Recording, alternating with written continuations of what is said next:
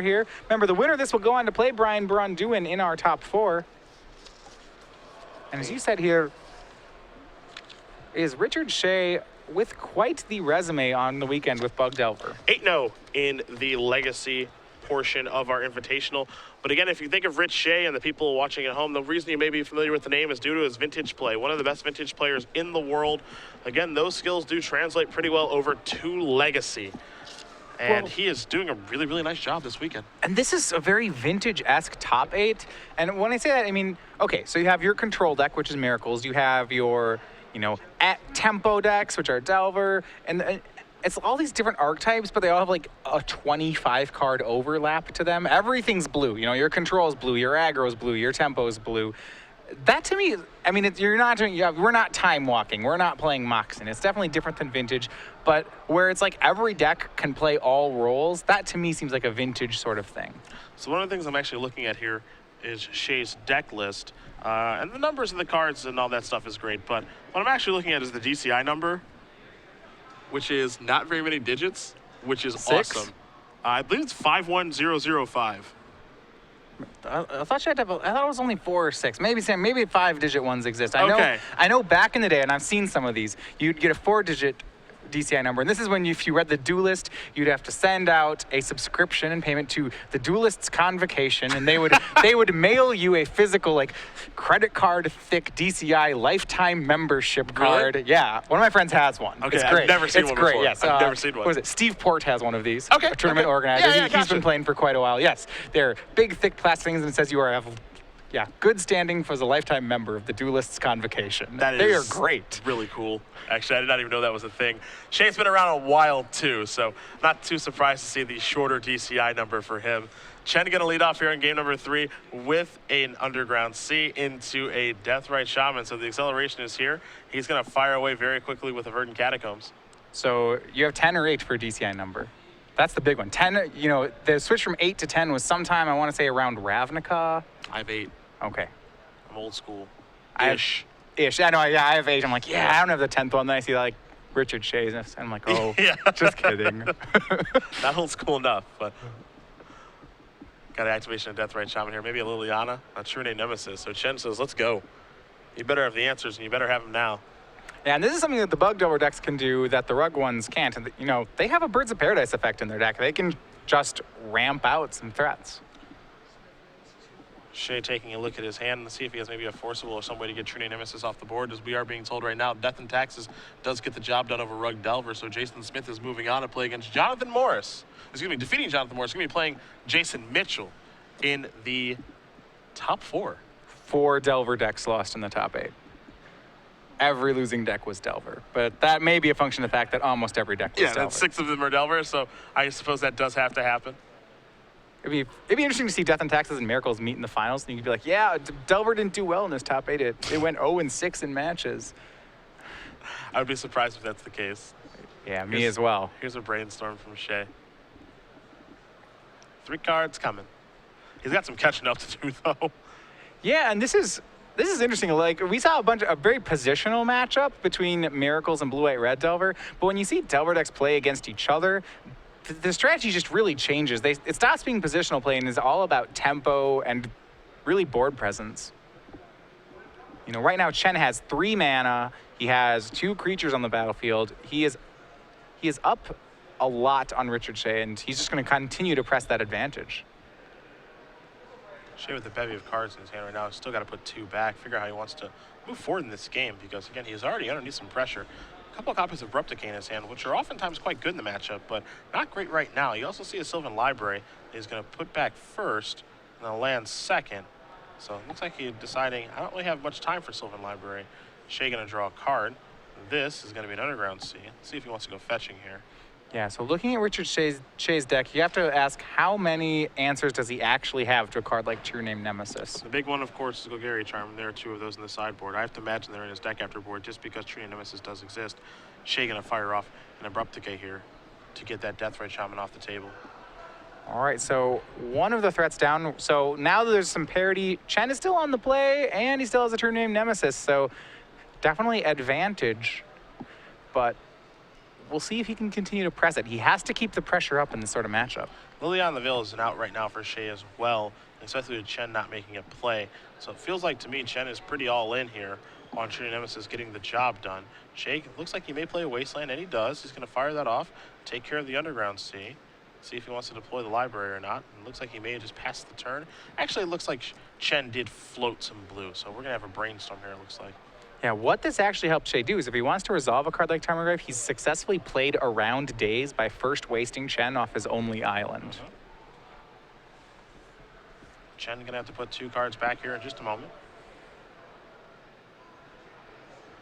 And those 2 are back from Brainstorm. We'll see if Shay would like to progress, and he does, and this is a Tarmogoyf. So we will get the size check on this in just a moment for you guys. It looks like it's just going to be a 2-3 at this point. Instance and lands in the bin. But actually, I believe there's a Deathrite Shaman hanging out, so. Yeah, that said, Jeffrey Chen continues to make dents into Shay's life total. That swing of True Name Nemesis puts Shay down to 13. He's going to have to find an answer to that True Name somewhat soon. I don't think he's in a position where he can race it.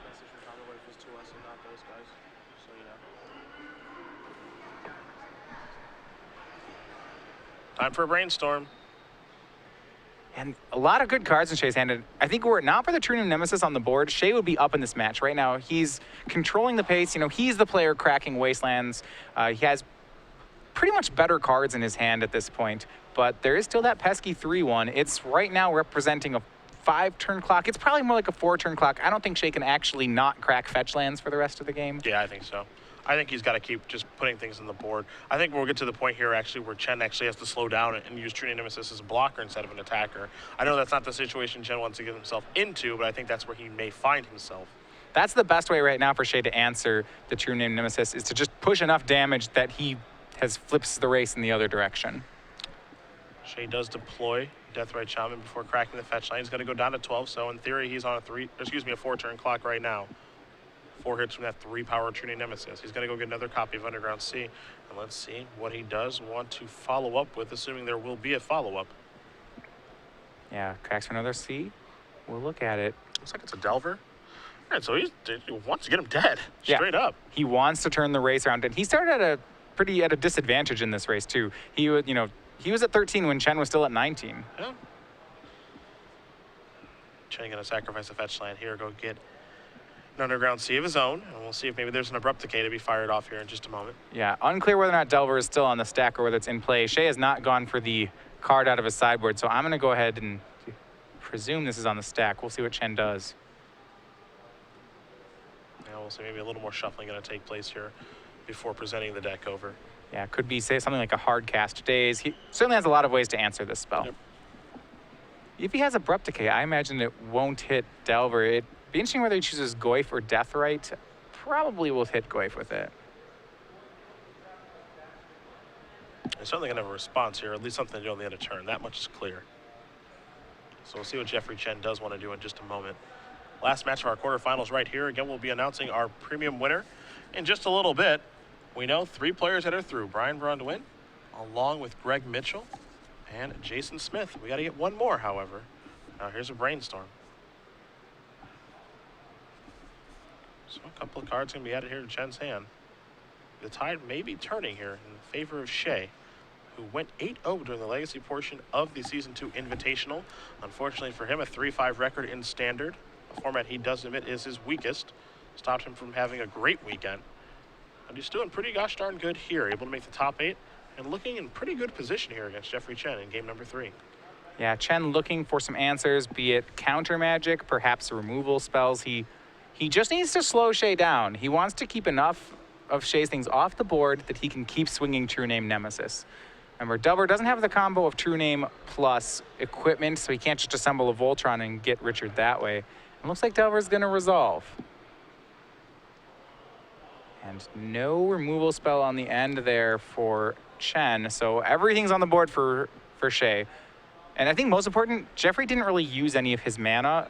He used 1 of his 2 mana last turn, but he didn't use any of his mana to progress the board. And that's where this matchup is fought. He's not being very efficient right now, I think is the big deal. This is going to be a Verdant Catacombs. Now, for some reason, the card that's jumping in my head is a card, Toxic Deluge.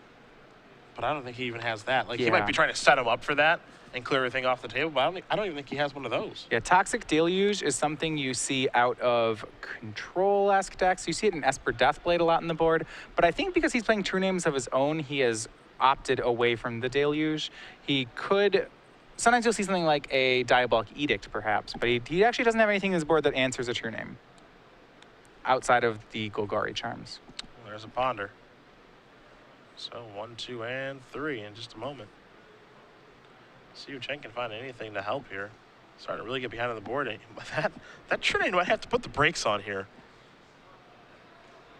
I know Chen wanted to try to aggro him out, and he had a pretty aggressive draw. Turn 1 Death Right to turn 2 True Name, but Shay has done a really nice job of catching up and putting some pressure on. And if that Delver flips next turn, things get really hairy, but Chen says, no, I'm still attacking. You're going to go down to 9, Rich. Yep, hits Rich down to 9, and he's going to start losing this race. We'll see if he can turn it around.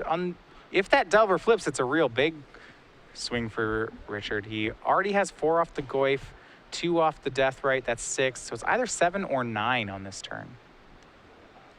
Shay with the Delver trick on the stack looks like he wants to cast a Brainstorm, and he does. So he wants to ensure that this is going to flip.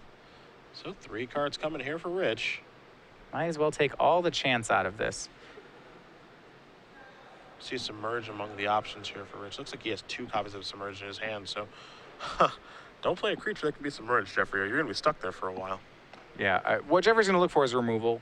If he can remove the Goyf, at this point, he'd have to remove everything to win the race, and I think that's the difficulty. If Richard gets this 9-point swing in, the race, Chen will be far enough behind that, yeah, he'll need double, probably triple removal spell to win the race.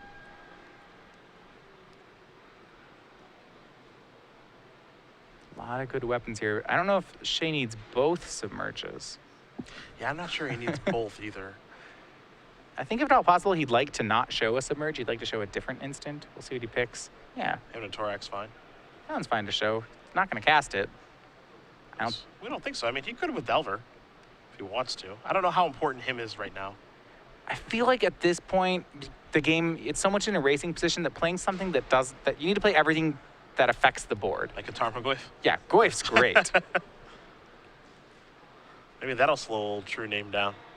If Jeffrey had a card that Richard really needed to get out of his hand, Jeffrey probably would have already cast it. You know, Abrupt Decay is, for example, one of the best cards that Chen could have, but there's no reason he'd be sitting on one. And he can't even cast one now because he's brainstorming in response to this Tarmogoyf, so he's only got 1 mana available with the Bayou. He's going to have to put 2 cards back, so something is coming through here. And Tarmogoyf is good.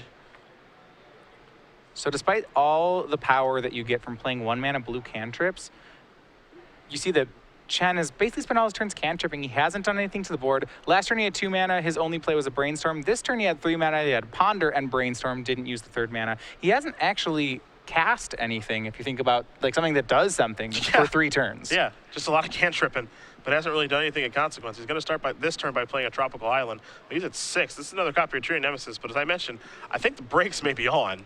Yep, and they are. Yes. Remember, that one doesn't stop the flyer. Doesn't stop the flyer, doesn't stop the death rate. Chen is still going to be down to 1 on this turn.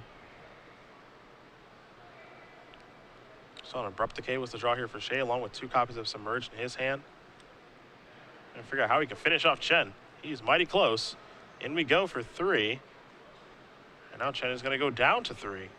Chen's going to have to win on this next turn. Deathrite Shaman will outright kill him, along with basically everything else that Shay's doing. Yeah. I don't know how he pushes 3 more damage. That's pretty tough. He's not playing Rug Delver. He can't just draw to that Lightning Bolt. Chen going to play another land. It's a Bayou. That's an okay. That's a way to change it up a little bit there. But I think Shay has an Abrupt Decay in the hand, so I don't think this is going to change too much. In we go. Rich is going to reach Swords and Mana. Yep, that one's uncounterable. That's an extension of the hand. Richard Shay is going to win this match over Jeffrey Chen. He's moving on with Bug Delver to the semifinals. He couldn't get it done in the Invitational due to his poor standard record, but he can really do it in Legacy. So by the time Jeffrey Chen finally finds a card to play on the board, and it's a good card, it's Umezawa's Jite, but it is still too little too late. By the time he got his Voltron together, Shay had the answer and was able to push it across.